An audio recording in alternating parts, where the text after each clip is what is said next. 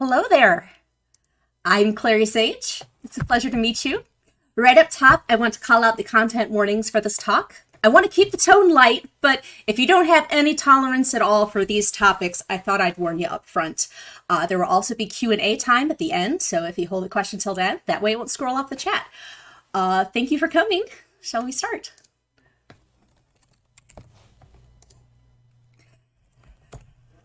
So, Pathologic 2 begins in a theater. It seems like you're having the classic actor's nightmare. You're in a play. The director is not very happy with you and your performance. It's been a flop. Ouch. Thanks, man. You leave the theater and spotlights sweep over your path to show you a destroyed town. As you walk through, everything feels slightly hazy, like you're in a bad dream. You find there's been a terrible plague, and you're the one who's failed to contain it. Infected citizens are being executed in the street, and you could hear the cries of people who are dying. If you talk to people, they look you in the eye, and they tell you all this is your fault. But then a spotlight comes up, and you get another chance. They'll stage the play again. We'll rewind to the beginning. Pathologic 2 is a survivor, thriller, first-person RPG that covers 12 days of an outbreak in a remote town in the Russian steppe. You don't have to have played the original Pathologic game to enjoy 2, as it's mostly just a remake of the first story. There are some plot tweaks, extremely improved graphics, and an English translation that's actually good this time. And also they went and made this punishingly hard game even more difficult. Pathologic as a series has a bit of a reputation for being wordy. According to one of the game designers, there are about 250,000 words in Pathologic 2. This is a game meant to be about 25 hours long, by the way. This is probably why nobody is capable of talking about any Pathologic game in under 20 minutes. A lot of folks, myself included, only became aware of Pathologic after H-Bomber Guy posted the 2-hour-long Pathologic is a Genius, and here's why. By the way, if you enjoyed that, you're going to love the 5.5 hours that Solmatul has for you about the 2 games. At least I did. I will leave it to an hour here because I promised I would. So please know I have to leave a lot out. In order to enjoy either Pathologic game, enjoy is probably not even the word you want. You'll need to look beyond, is it good or bad, to what am I getting out of this experience? I've got some experience with working with stories that aren't the usual entertainment experience. I'm a dramaturg. I'm the person you call before you stage a play, the one who's good at literary interpretation, research, historical context, stuff like that. And what I noticed while playing Pathologic 2 came right out of my experience in the theater. The gaming experience itself is directly related to concepts from theater history. Tonight, I want to talk about theater history and how literary theory is folded right into the mechanics of this game. It comes through in the way the game plays and the relationship that the storytelling builds with you as the player. I'm also assuming most of you haven't played it yet, so I'll talk a bit about the gameplay mechanics and some basic plot points too, because this would be boring if it was just an hour of inside baseball. A few caveats. I'm an English speaker, playing in English. I know the Russian alphabet, and that's about it. So everything I point out will be strictly from the English localization. But then their English localization team was dedicated to making the game feel just as peculiar in English as it does in Russian. Pathologic 2 isn't quite done with development yet. There's one full campaign available, the story of the Harspecks. They're still working to add additional routes into the game, like the original Pathologic had. Also, you should know that there are folks in the community who would consider any discussion of this game to be a spoiler, even just talking about the basic mechanics. Yep, it's one of those games. I don't agree with this personally. Even for the games pictured, I think coming in with a little preparation, a little context, helps you to enjoy the experience more. But if you want to play this game without any information whatsoever, now's a good time to go ahead and step out, and good luck to you. For everybody else, I'll be talking about mechanics and some minor events from the first third of the game. Content warnings, more in depth this time. Pathologic 2 is rated mature in the States. There are not jump scares, although it does like to silently switch people around when you're not looking, or they have a messenger run up on you and then open dialogue when you thought you were quite alone. I've jumped at those, but there's no screamers. The game itself contains starvation, physical violence, blood, violence with weaponry, literary madness, a minor character dies by suicide, murder in the streets, burning people alive, state execution, depictions of hanging, dissections of people and animals, alcohol. There's a surprise topless woman ready to flash your family-friendly stream. It just occurred to me that I came on after a Mario Maker level, and now I'm like, all like, grim dark over here. Of course, Pathologic is about a deadly pandemic. And yes, of all years, I chose 2020 to get really hyperfixated on it. I don't want to talk a lot about COVID-19, but I am going to bring it up toward the end. That's all the disclaimers. Yes, that's all. That's all the disclaimers. Let's start off with the theater of cruelty. Dramatic literature in the early 20th century was having a massive identity crisis. On one hand, you had realism, and on the stage they favored depictions as close to reality as possible. Running counter to this were the folks who believed that only stylization would get their stories across faithfully. The really annoying thing here is that both are considered modern theater, so nobody can really agree on what that term means. Anthony Nartow was a French actor and playwright who had a chip on his shoulder and a fragile body that frustrated him. Artaud believed that audiences were too comfortable in the theater, that they were being coddled by realism and lazy emotional performances. His response to this was to create an extremely weird form of theater centered on making people uncomfortable. His theory is that, is that if your audience's mind aren't occupied with illusion or suspension of disbelief, they're more open to listening to your revolutionary ideas.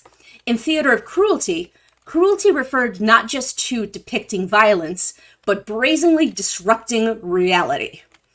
Artaud wrote, "It is not the cruelty we can exercise upon each other by hacking each other's bodies, but the more terrible and necessary cruelty which things can exercise against us. We are not free, and the sky can still fall on our heads, and the theater has been created to teach us that, first of all." Sounds like fun. How do you do that in a video game? That was actually one of the goals that Russian game designer Ice-Pick Lodge set out to design. In 2005, their game Pathologic came out. It was weird. It was ugly. It was unclear about where to go. And if you played it in the English language, nothing made sense because its localization was so rough. The plot and the goal of the two games is the same. You're a healer who's new in town, and it gets worse. There's the Bachelor, a medical scientist from the capital with a self-absorbed attitude, fancy outfit. There's the Haruspex, a surgeon, but like in the historical sense. They call him a butcher, which in this town is both a profession and a caste. They also call him wanted for murdering a whole bunch of people. And then there's Clara the Changeling, a creepy little girl who claims she can do miracles by divine blessing. But she's also a habitual liar, and she might possibly have an evil twin, so who really knows what her story is? Soon after arriving in the town, you discover signs of a plague outbreak, the sand pest, and it looks really bad, contagious and fatal. You have 12 days to discover the pathogen and cure it, or at the very least, stop it from getting out into the world. It's a compelling story with a promise of mystery. If you're anything like me, you waited until a cozy, lonely night in winter to fire this up, grab a cup of tea, and lose yourself in the strange new world. Maybe you could solve the mystery, heal the town, and feel like you made the world a better place. Isn't that what RPGs are all about? Everyone who knows a little bit about video game design knows that immersion is important for the relationship between the designers and the players. Immersion happens thanks to design choices that make the game feel effortless and natural. Even the parts of the user interface feel like part of the world. Above all else, you don't want to remind people they're playing a game. The Pathologic series deliberately breaks this rule. Break the immersion and wake up the soul to pay attention to the message. Ice-Pick Lodge went on to design principle that video games make things too easy on their players. You can just hold the controller and zone out, abnegate. These kind of games don't let you think for yourself, and they tell you too much. It's intellectually offensive, says an in-game avatar for designer and writer Nikolai Dabowski. His creative writing was focused on tabletop RPG adventures that he wrote for his friends, and a video game seemed like it could provide a similar experience. So with Pathologic, they set out on an experiment to tell an interactive story in a resource-poor world that doesn't have traditional quest givers and won't always tell you what you need to do next. In Pathologic 2, you play as Artemi Barak, also known as the Haruspex. You've been away at medical school in the capital, but an urgent letter from your father, the town doctor, has brought you back home on a 2-week train ride deep into the Russian steppe. When you show up, men are there to kill you because they have you mistaken for a murderer. You dispatch them thanks to a helpful cutscene, but now you're bleeding, you're exhausted, and you haven't eaten in a long time. Oh, and by the way, your dad was murdered a couple hours before you got there, but the whole town still thinks you did it. Right out of the gate, you've got multiple tangible problems to help him solve. You look at this screen and think, okay, I've played The Sims, I can do this. You think the important thing is just to take every need one at a time, and eventually, if I do enough stuff correctly, the game will give me space to investigate the story, right? It's just a matter of figuring out what actions solve what problems, and then making A+ choices for your health and well-being. Or so I thought. The first thing the game makes clear to you is that you were seriously injured in the fight, and you need to find something for your wounds. This kid who watched the whole thing has a leash he's not using anymore. Maybe it'll work as a tourniquet? Would that work? Are kids on leashes common around here? Hunger. Now that seems straightforward. Now you just gotta find food. But the town has you mistaken for a murderer, so the grocer won't talk to you. Eventually, you find a shop that will sell to you regardless of your reputation, but it feels seedy, and you're thinking, there's a catch to this, right? Am I getting the right price, or is this sinister-looking dude taking advantage of me? If you pay attention, you'll start to pick up on things like bread is half your meter, and wow, toast does almost nothing. Sometimes the flavor text hints at what's ahead, but it's more likely to tell you about the actual flavor of the food than whether it'll help you. Oh, by the way, once the apocalypse starts, there's no guarantee all these grocery stores are going to stay open to serve you. Exhaustion? Fine, you've just got to find somewhere to sleep. Take the time to stop working. You've got friends in town from childhood. Surely they won't think you're a murderer, just because you're covered in blood and armed with a rusty scalpel? Anyway, you could take coffee to relieve your sleepiness, but this decreases your health. If you run, you get thirsty, and your stamina bar decreases from the opposite end, making you less effective if you got into a fight. And as you expect, drinking something will help with your thirst. Kind of. But just like drinking water in real life, it's not going to stop you from feeling winded. And you're a doctor, not a marathoner. You can't just run everywhere and punch everybody. Pathologic 2 gives you enough hints to keep you alive for at least a little while. Every day there is some task that must get done, otherwise someone you care about will have to do it for you, exposing them to danger. You can get clues on what's important from the excellent mind map of quest management. This is probably my favorite user interface in the game, and there's a brilliant talk that'll be linked in my notes from the lead narrative designer on the choices her team made here. You can see some circles are bigger than others, there are different colors, some might be more important than others, maybe. They don't tell you anything for certain, but eventually you learn to navigate this page by intuition. It's really clever and more appealing to somebody like me who's better at intuition than sensing. And it sure is better than that stock list of saying, go here and kill 5 things. This is fun. Because you can only save in specific locations, you're not going to have a wide range of reset points to pick from, and this can become a problem if your most recent save is truly dire.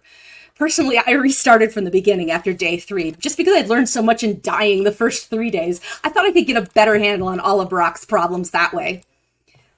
One of the ways 2 ramped up the difficulty from the first Pathologic was piling on the side quests and adding daily rounds with mini puzzles to determine what medication each person needs. There's always somewhere you have to be. There's always somebody on your list who needs medicine. And it's usually on the other side of the map. And it's probably a medication you're out of, so you gotta pick it up or find the materials to craft it. The game is quite clear, though. You can't save everyone. It feels terrible. At midnight, a dice roll determined whether people who had been in danger that day got sick, or if sick people succumbed to the illness. Your actions can help make the odds more favorable. if you visited a sick person with medicine or someone in danger with an immunity booster. But it's still just probability. And it's not always a dice roll. Sometimes you find out in midnight that a decision you made in haste or didn't have time to make during the day means that now one of your patients is sick. Obscuring or outright changing the rules to make everything harder is one of the main tricks Pathologic 2 uses to keep you from getting at all comfortable with the mechanics. The economy is unstable, shops might be closed, fast travel might be limited, and you never find out the rules have changed until you have already sacrificed something to get your fragile, absurd body there. Later on in the game, the plague itself even gloats about changing the rules on you. When you're in a district infected by the plague, your immunity drains slowly. When it runs out, you're likely to get infected. In fact, you'll probably end up with it at some point anyway, whether or not you're taking precautions.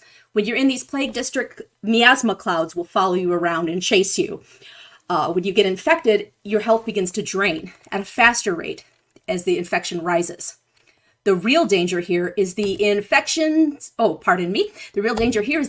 spiral. You can take antibiotics to lessen the infection, slow down the dying. The antibiotics all damage your health, which means if you get sick, you're not just going to need antibiotics, you're going to need tourniquets and bandages and painkillers.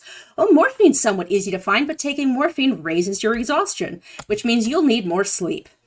This plague absolutely sucks for a doctor who's trying to secure enough food to survive, let alone cure the dang thing. There are extremely rare cures out there, and you work through the plot of the game to develop a panacea that may restore those who are infected. But you really want to be saving those for your patients, especially because you're just going to get exposed to it again tomorrow. If you get infected, you can either live with this whole messy spiral of balancing needs, or maybe you can reload a save from before you got sick. That's all you can do. 1 second. One way the game suggests that you could cope with your situation. It may be time to do some crimes. The tragedians outright tell you this. This is in your best interest. You can break into houses in districts that have been burned through with the plague. It's not like corpses need those coffee beans or pocket change anymore. You also have the ability to liberate organs from the deceased and sell them on the contraband market. But if you get a reputation in town as the guy who punches kids or for apple slices or dismembers townies in broad daylight, your reputation is going to go down. If you end up with a poor reputation, and remember, when you begin the story, everybody in town already thinks you're a murderer, townspeople will avoid you or will outright punch you to death in the streets. Like the first Pathologic, combat is not satisfying. Punching is slow and unwieldy, and it's hard to judge where and when your blow is going to land. Once I went in to help a guard dispatch of a looter and ended up punching the guard by mistake. He killed me. The goal here seems to be make fist fighting as scary as it is in real life. Guns are available, but guns and bullets are wildly expensive, and they constantly misfire if you're not maintaining your weapon. They're so pricey, and you're so hungry. You're in a position where you probably need to sell your gun in order to afford bread. Combat sucks, so you learn to avoid it, or hide in the shadows to get the drop on opponents. Get ready to die while you're figuring out the stealth mechanics. Let's talk about death while we're dead. Every time you die, you're back in the theater, and you get a penalty each time you die. This penalty persists across all your save files. Restarting will not get rid of this. Maybe your max health is diminished, or your hunger meter drains faster. You can even lose the ability to express affection for the people in town. Meanwhile, a giant thing is growing in the town square, symbolizing how it's breaking reality to have to keep you alive. That cancerous growth is only there because you keep dying, and they for sure let you know this. You can protest this with Mark every time you die, because he's waiting there every time with this smug dude. But again, he says, this is all part of the theater of cruelty. Like Nartow, Pathologic will never go easy on you. Unless there is a way, eventually, to remove your death penalty for a price. I'm not going to tell you what that price is. You probably don't want to pay it. The best outcomes in this game happen when you accept that your game is just going to be a hot mess and push through anyway. I am a recovering perfectionist gifted kid. This game is like therapy. But you can imagine at this point, certain types of video game reviewers don't care for it much. This game set you up on a hero's journey and then straight up denies you the resources to actually be a hero. That's not good game design. That it's a meme in the community to highlight reviews that show off the reviewer isn't really open to new ideas about storytelling in video games. It's just frustration with the type of discourse that only has the ability to grunt whether a game is good or bad and what number of good or bad the game is. There were worm people during the Russian Revolution. Ding!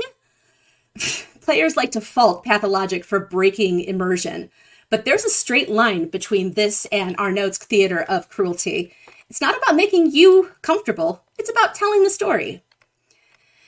And after Pathologic 2's difficulty seemed to be the thing that was keeping people from enjoying it, Ice Pick Lodge added an impressive array of difficulty sliders that allow you to tailor exactly how punishing it is.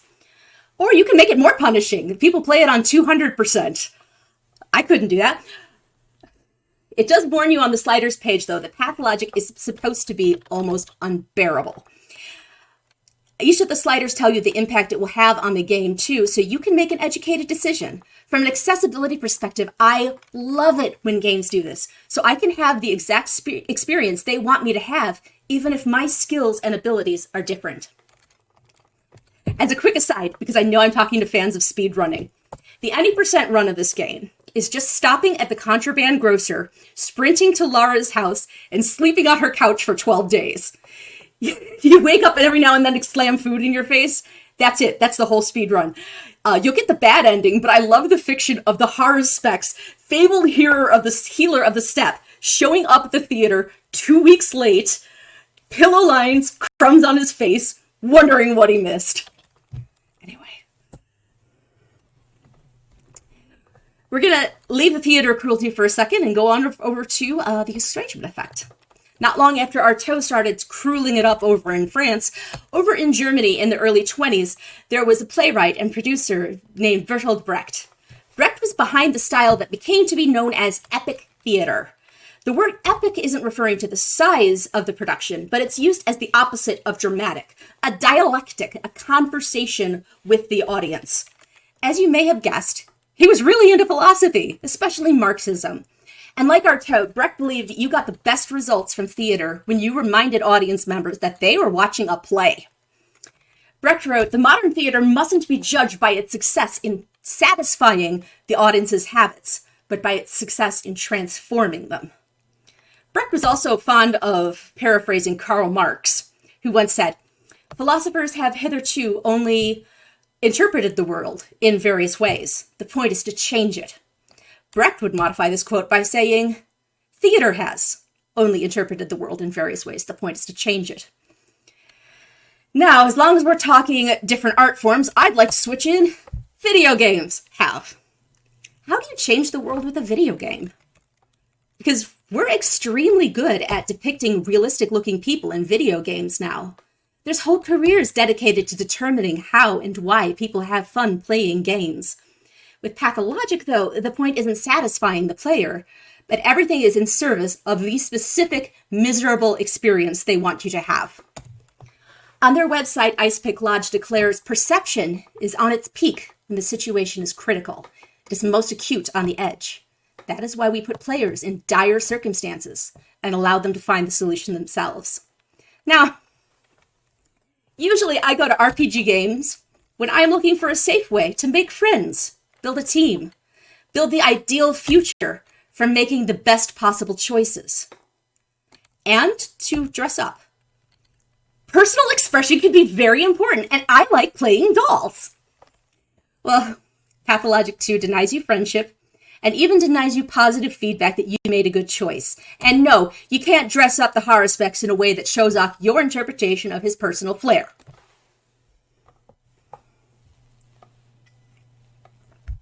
At the end of each day, you can go to the theater for a pantomime, a presentation with a severe delivery and dramatic lighting. People posed uncomfortably. If you've ever seen anything out of Pathologic Classic, by the way, you've probably seen this extremely weird opening scene with voice acting that just feels wrong. These scenes are one of the best places in Pathologic to see Brecht's direct influence, mostly through the style of gestus, showing off an emotion through selective realism. If you need to portray sadness, you don't look the way sadness actually looks, but the way it feels. Gestus also includes narrating your own stage directions, talking directly to the audience. In gaming, we're pretty used to fourth wall cracking in RPGs, and this gets used a lot, especially on, and this gets used a lot, so I'm not going to focus a lot on that. I want to talk about the effect that gestus has on acting, though. If you're an actress and you're intentionally performing in this style, it results in kind of odd delivery. I'm going to play a clip for you that's awkward, and it's okay to laugh if that's what it triggers in you. Jenny? Jenny? We've been talking about our families.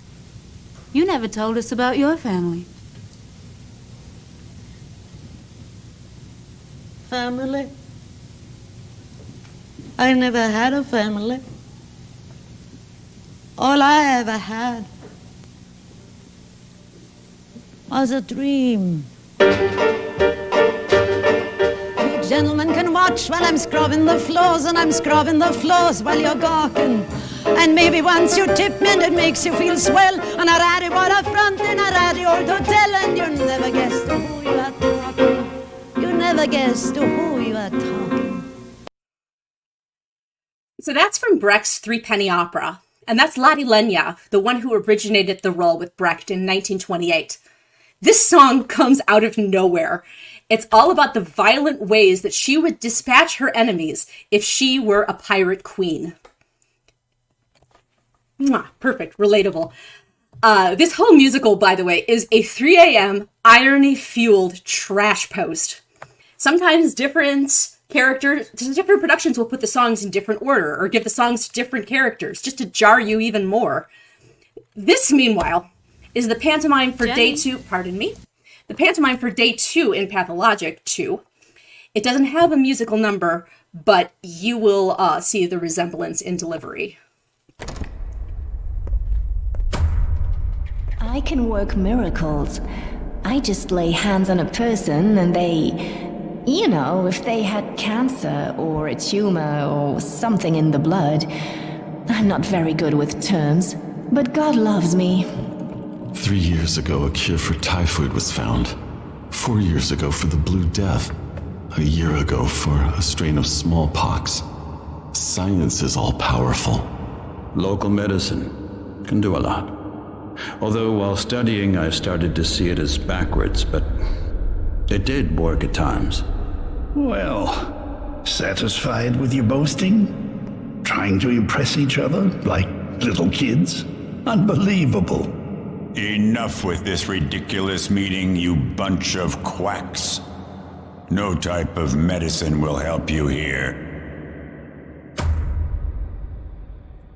So just like the opening to Pathologic 1, it's very presentational. They want you to remember they're actors on a stage. And as you go deeper into Pathologic, they remind you regularly that none of this is real. You're playing a video game. I'm playing the video again. There we go. The town's actors are spread throughout the town. Executors are these folks dressed as plague doctors. They are local actors serving as orderlies in the hospital. The safest face masks they have available are these grotesque ones. I actually grew to dread seeing these people because you never know if you're going to get a humble actor working as an orderly or someone way more sinister who's using the same costume. Tragedians, these shy guys in black morph suits, will give you insight into the character of the town. Every now and then they step in to give you important directions, like this terrifying scene from day 3. And if you're lucky to find the ones hidden, you'll get reflections of the people you meet. As a fun side note, the tragedians speak entirely in iambic phrases. This is a style of speaking you might remember if you took Shakespeare in high school. Be quiet, he must not hear your voice, lean close. He only speaks in lies and wants you deaf. But soft, what light through yonder window breaks. Yeah, it's the same thing. I just think that was a neat touch that the localization team put in to make them sound just a bit more literary. Meanwhile, the town itself is full of stock actors, the ensemble. Just like how ensemble casting will see actors playing multiple small roles, you'll see these actors coming up again and again as you go through the story. The first Pathologic showed an actor's headshot of every character in the lower left corner. But the townspeople showed up as dolls. It's appropriate, believe it or not. Anyway, Brecht was a proponent of the Verfremdungseffekt. Like all the best compound German words, there's not a direct translation, but it meant distancing the audience from your work. It could translate to estrangement or alienation. Brecht here was running with an idea from Russian literature, actually. The Russian word for this concept is ostranenie, the art of making the familiar feel strange. It's playing with the uncanny to keep you unsteady. Just the act of talking to people is unsettling. In dialogue, people look right down the barrel of the camera, and it is dreadful, almost like they're watching you. You can't exit this menu and come back and talk later. You have to pick something to say in order to continue. I can't maintain eye contact in this menu. It just feels uncomfortable. Lara here is one of your closest friends, and just look at this animated for a second.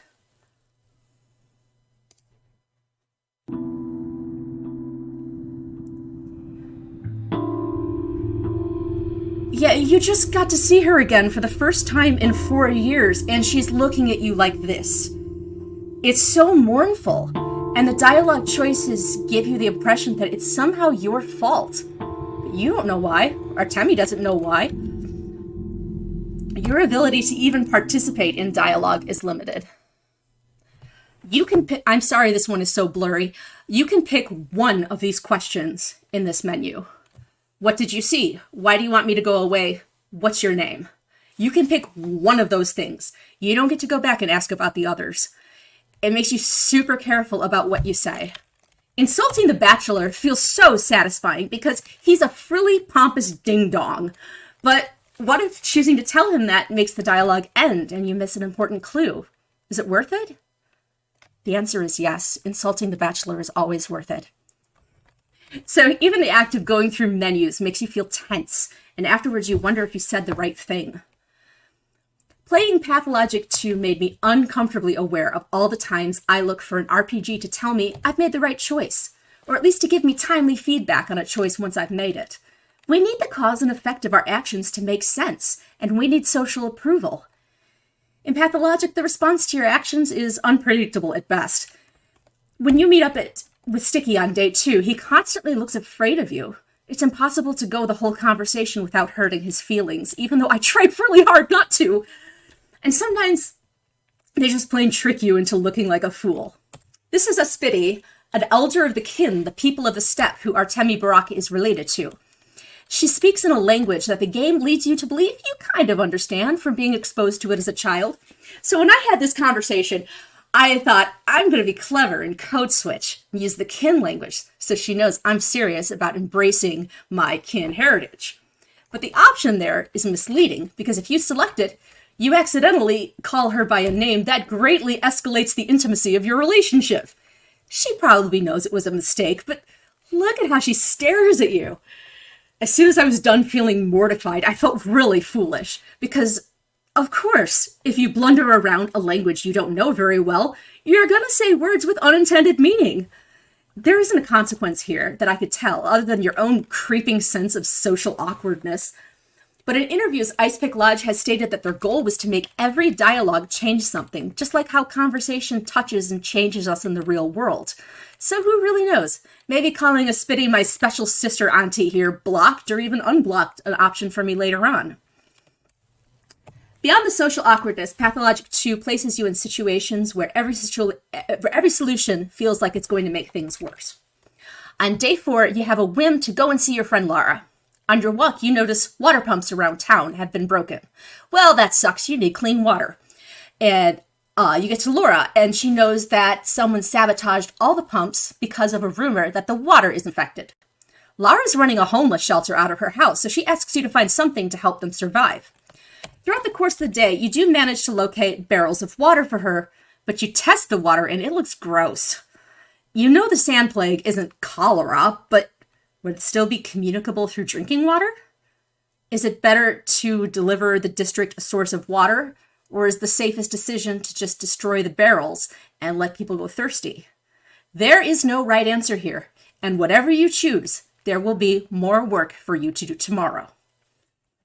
It's easy to end up in a nihilist mindset when faced with so much uncertainty and struggle. But Pathologic's take on things is firmly not nihilist. It's more like Camus in the absurd. That's pretty much the extent of the philosophy knowledge I have, by the way. Yes, everything sucks, but as Harspect says in the theater argument, any choice is right so long as it's willed. Tragedy isn't a punishment for being a bad person, it just is what it is. We can make our lives have meaning. Going back to Brecht for a moment, I want to talk about a play called The Good Person of Sichuan.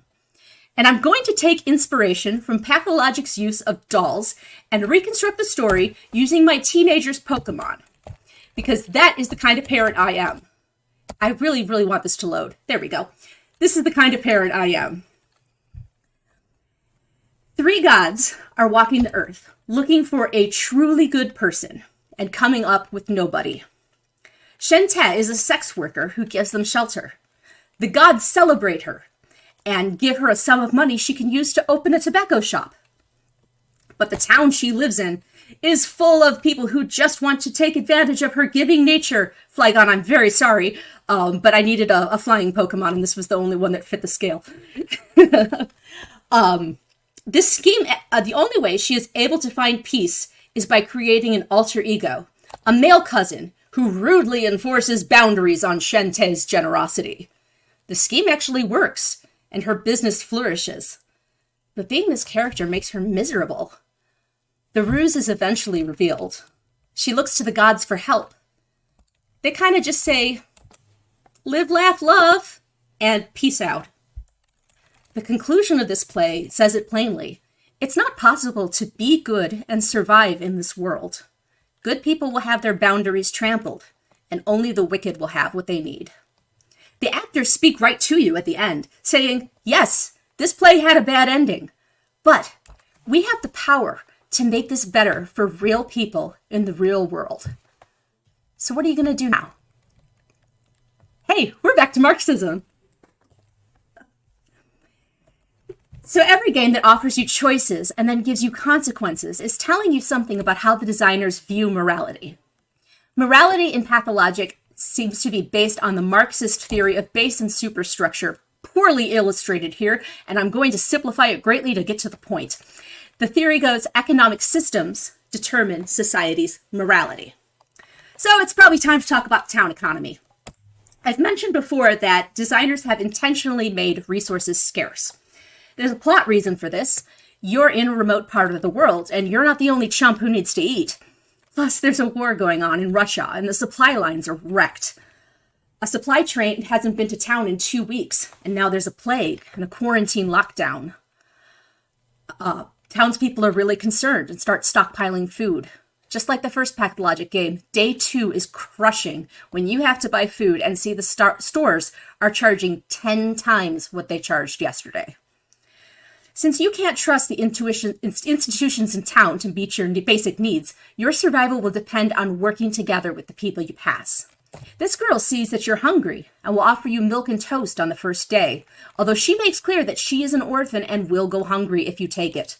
You can refuse it, or you can take it today and remember to bring her toast again tomorrow. There are a couple hidden quests like this that will spring an achievement if you follow through, but good luck remembering to do that without quest markers. And the game doesn't care if you follow through or not. You're not going to find this girl starving tomorrow or anything. What are they saying here about morality? Perhaps sometimes it's better to be a bit selfish. Besides, you'll be able to help more people if you are fed and healthy. When you enter the plague districts, you have to leave behind people who are suffering because you barely have enough supply to survive yourself. If a plague victim touches you, you will catch the plague. Here you are as a doctor, and you can't even touch your own patients. You're dodging away from someone who's dying because otherwise you won't survive yourself. The one and only way Pathologic 2 gives you any type of satisfying social interaction is when you're showing class solidarity with the people of the town. On day 2, a woman rushes up to you and hands you a thimble and advises you to trade in order to earn the town's trust and restore your reputation. You can't eat a thimble, no, but you can trade this. I forgot to add a content warning. There is a blade in one of these slides. Okay, sorry. If you find an herb bride, she will take your thimble and maybe she'll trade you a straight razor. This man will take a straight razor and maybe he'll have 2 handfuls of peanuts for trade. No, don't eat them yet. See, children collect nuts because the nuts tell them stories. This kid loves peanuts. If you've got peanuts and you find this kid, you can rinse them for any real food they've got in their pockets. It's not a feast, but remember, you started with a thimble and everybody got something they wanted. By the way, related to trading, if you see this girl and she's got a box of powder for a ridiculous price, you're still going to want to have a look at it. I wanted to. I didn't have enough to trade, and I cried. This is a sad screenshot. One last thing on morality, and let's see if I can injure myself with this reach. There isn't really a way to do a completionist run of Pathologic 2.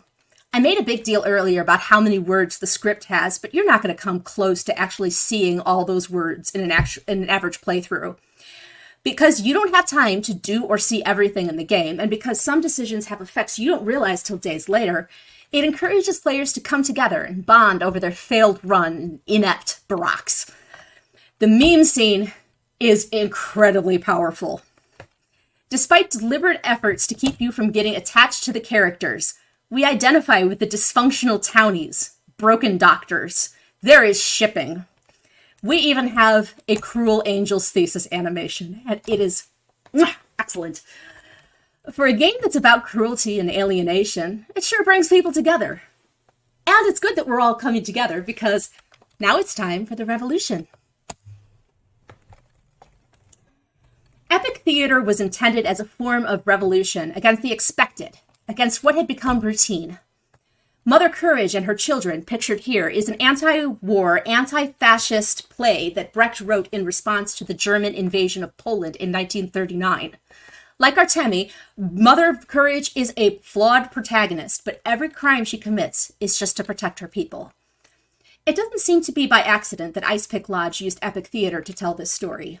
The head writer comes from a family of playwrights, producing theater critical of the Soviet regime in the 80s.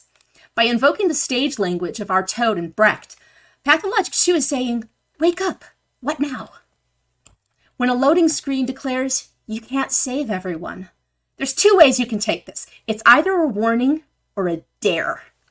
The best times I've had playing Pathologic, I was flying in the face of what the game told me was possible.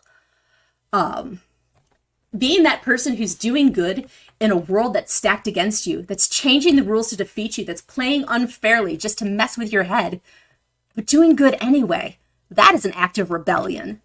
When you manage to save someone after the plague itself stared you down, daring you to give up, it's exhilarating. This beakhead tells me I can't save Murky. I'm going to save Murky. Just you watch. One of the best summaries I've heard of the Pathologic experience comes from Sulmatul, who I mentioned earlier, who says in her analysis video, the game tells you openly that you will lose, that you cannot save everyone, that it's a fool's errand to even try. And then with a wink and a smile, it tells you to be that fool. There's one more unintended thing that you can get from playing Pathologic, and that is playing it right now at this moment in history.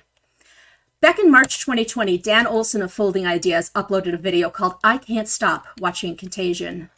In this video, he talked about how it's actually kind of soothing in the current moment to spend time considering a fictional plague that has a defined middle, beginning, and end.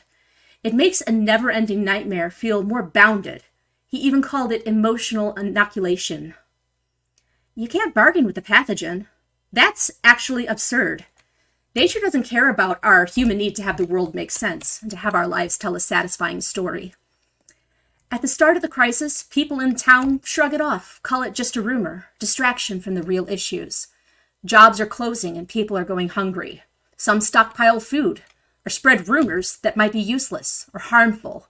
Some of these rumors are really racist. Some people break public health rules for what looks like really selfish reasons. Everyone disagrees on how much the government should be doing, and the governor is more interested in looking tough on crime than getting any help to people in need. So knowing that, how do you stay moral during a pandemic? Who is your emergency policy forgetting? Can you see them? Who gets to decide how people live their daily lives when there's a great public health risk? And who profits from those decisions? These two, they profit. 2020 struggles with pandemic are depressing, but these are entirely expected problems. We've had to struggle with this before. By spending time in this fictional world, we can see perspectives that we might not otherwise see, and spend time thinking about the consequences of our actions.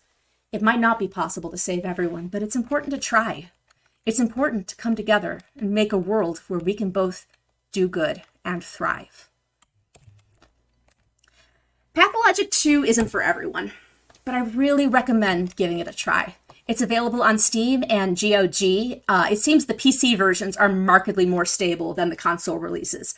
I talked a lot about what makes it unpleasant, but really, I'm grateful that this game exists. I love the graphics and the haunted sound design.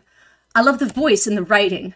I love this menu right here, where you can emphasize a different word in the same sentence to give the sentence different meaning. So good. I love tiny things like your inventory expanding because you took your father's legacy, both a metaphorical commitment to continue his work, but it's also an actual bag that you can use to carry more stuff. It has one of the more relatable developer rooms I've ever seen, where avatars for the developers don't just thank you for playing the game, they tell you their insecurities. Like this person who says, I offered so many ideas, yet made so few decisions. How much of the result is on me? I've worked in tech. I feel that. And even though the hard specs is a killer, his story is about the love he has for the earth and for his friends and his guardianship for the children of the town. He's not perfect, but neither is anyone working towards making a better world. What's important is that we all keep going. As I said at the beginning, Ice Pick Lodge is still hoping to add full campaigns for the Bachelor and Changelings routes. There is a short story DLC called The Marble Nest, so you can play one really depressing day as the Bachelor. Thank you for listening, and for letting me have space on the channel to be a hyperfixating nerd for a little while. I'm going to look over at chat now if anybody has questions. It looks like you can redeem them with channel points. I'd be happy to address them. I just need water first. Oh, thank you very much, everybody.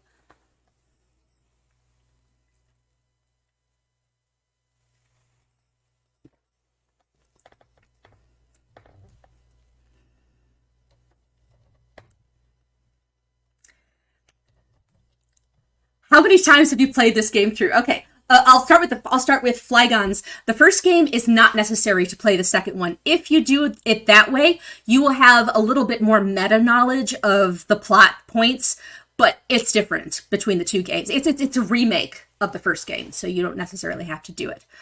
How long is a typical playthrough? Probably about 25 hours. Each day is about 2 hours, but the days actually get shorter as the world kind of breaks. So yeah, it's not really. Most people can do it about 25 to 30 hours. How many times have I played this through? 0. Now's a great time to tell you that, huh? That's partly because I got caught in a very nasty death loop and had to restart. And then I was writing this, and I was so excited about writing this that I didn't finish it. But I've been exposed to hours and hours and hours of content on this story, and I just love this story, even though I can't personally beat it. The win condition on this is you have to. Well, there is a task you have to complete on the very last day, and the way you respond to that event, it determines the ending you get. So it just comes down to picking the right thing at the end. So how many times have I attempted to beat? A lot. I've been trying to learn the speed run in the original too. The original Pathologic Classic speed run is just as fun.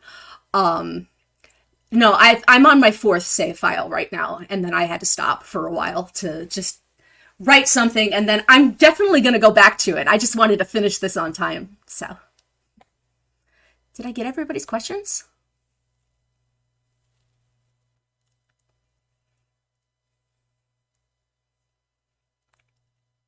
Will playing it yes.